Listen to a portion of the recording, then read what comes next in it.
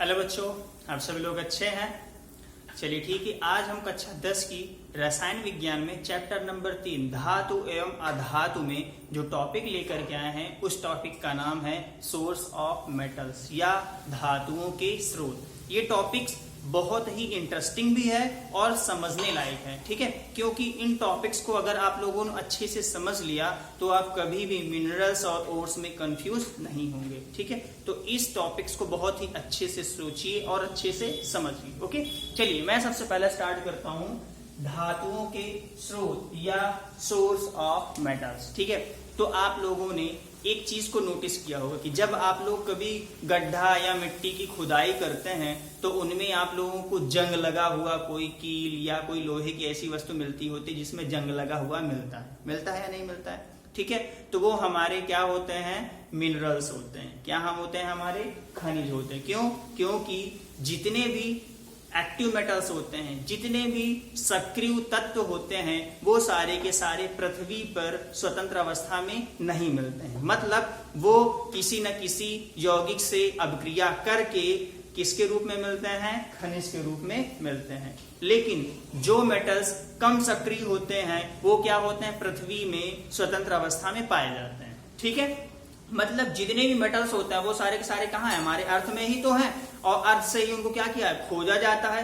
खोजने के बाद उनको रिफाइन किया जाता है, ठीक है। तो सबसे पहले मैं आपको जैसे समझा दूं, आप लोगों ने Ag और Au का नाम सुना होगा, नहीं सुना है भैया? ये है चांदी और ये है सोना, ठीक है।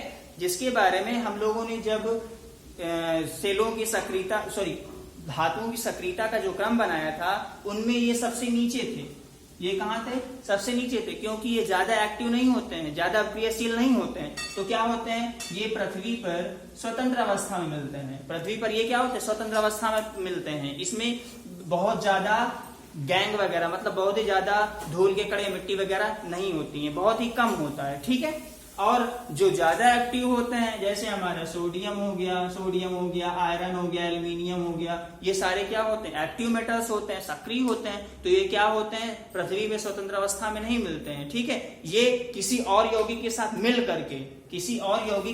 मिल करके पाए जाते हैं, ठीक है। जैसे मैंने अभी आपको बताया कि जब आप मिट्टी की खुदाई करते हैं तो जैसे लोहा होता है तो हमको फ्रेश लोहा क्यों नहीं मिलता, उसमें जंग क्यों लगी होती है, वो इसीलिए क्योंकि आयरन क्या होता है, एक्टिव मेटल्स होता है, वो किसी दूसरे से अभिक्रिया करके यौगिक बना लेता है, ठीक। तो समझ में आया? कहने का मतलब यह है कि जो सक्रिय तत्व होंगे वो यौगिक के रूप में मिलेंगे और जो कम सक्रिय होते हैं वो स्वतंत्र अवस्था में पृथ्वी पे पाए जाते हैं, ठीक है। तो आप इसको समझें कि जो सक्रिय तत्व होते हैं वो यौगिक बना लेते हैं, तो उन्हीं यौगिकों को ही क्या कहा जाता है, खनिज। क्या कहा जाता है, खनिज। मतलब जिनमें एक से अधिक तत्व मिले हैं। बात समझ में आ रही है मैं क्या कहना चाह रहा हूं? खनिज क्या होते हैं, खनिज वे पदार्थ होते हैं जिनमें एक से अधिक तत्व आपस में अभिक्रिया करके यौगिक बना लेते हैं और स्वतंत्र अवस्था में पृथ्वी पे पड़े रहते हैं, ठीक है। लेकिन ध्यान देना, वहां पर कोई भी एक्टिव मेटल्स क्या होता है, फ्रेश फॉर्म पे नहीं होता। वो क्या होता है, किसी दूसरे यौगिक से अभिक्रिया करने के बाद ही मिलेगा, ठीक। अब बात हम लोग करते हैं, इसको अभी मैं एक एग्जांपल के माध्यम से इन दोनों को क्लियर करूंगा। पहले आप इनके डिफिनीशन को थोड़ा थोड़ा समझ लें, ठीक है।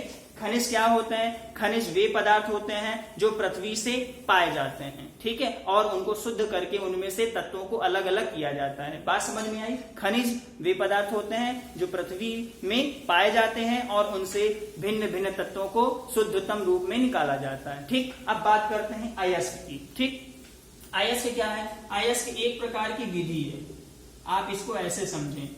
अयस्क क्या है, एक प्रकार की विधि है जिसके द्वारा हम लोग क्या करते हैं, प्रॉफिट कमाते हैं, मुनाफा करते हैं, ठीक है। कैसे, मैं समझाता हूं। अयस्क क्या होते हैं, अयस्क वे पदार्थ होते हैं, ठीक है, जिनमें कम लागत लगा करके अधिक से अधिक मात्रा में शुद्ध धातु प्राप्त करते हैं। बात समझ में आई? अयस्क क्या होते हैं, अयस्क वे यौगिक होते हैं जिनमें कम लागत लगा करके अधिक से अधिक शुद्ध धातु या शुद्ध तत्व ज्ञात करते हैं, वो क्या कहलाते हैं, अयस्क कहलाते हैं। इसको एक एग्जांपल से समझिए, ठीक है। मैं आपको समझा रहा हूं। मान लो यहाँ पर क्या है, आयरन है, ठीक है। आयरन तो फ्री स्टेट में मिलेगा नहीं, इसमें क्या होगा, बहुत सारे और दूसरे यौगिक मिले होंगे, लेकिन इसमें जो आयरन है वो है 25%। बात समझना, ठीक।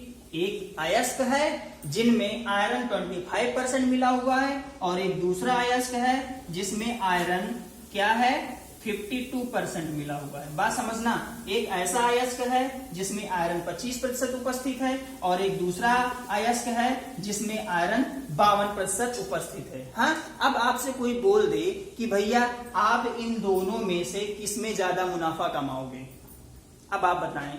भाई मुनाफा उसी में कमाओगे जिनमें से हमको ज्यादा से मात्रा में धातु मिलेगा, है ना।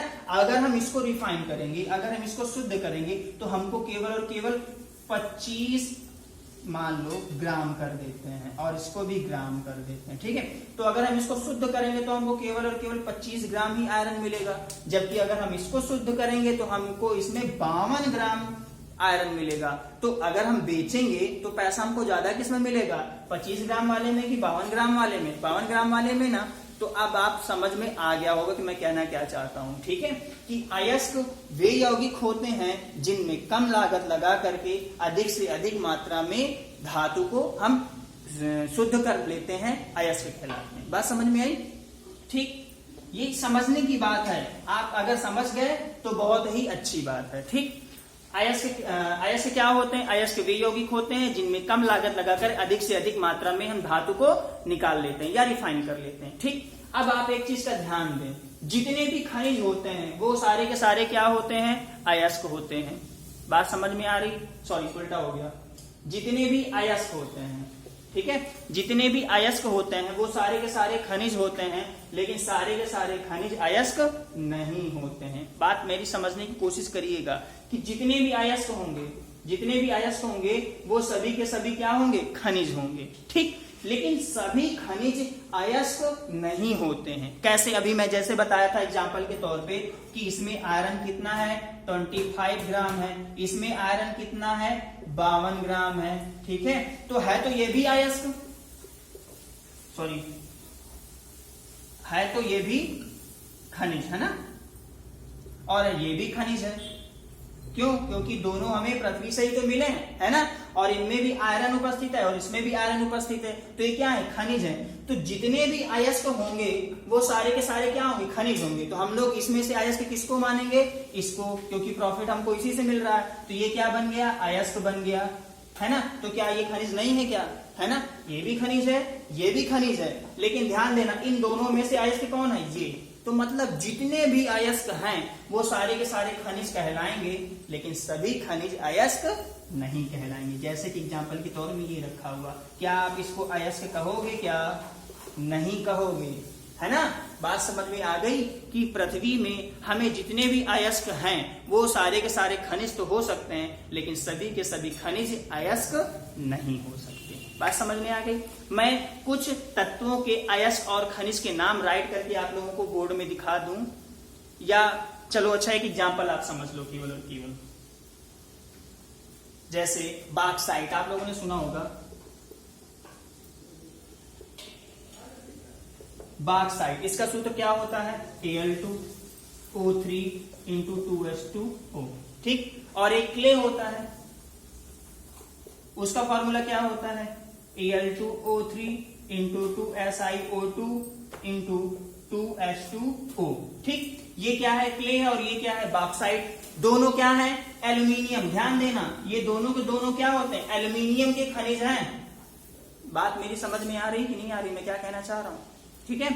ये दोनों के दोनों क्या हैं, एल्यूमिनियम के खनिज हैं, ठीक। या हम ये कहें कि एल्यूमिनियम के खनिज कौन कौन से होते हैं, बॉक्साइट भी है और क्ले भी है।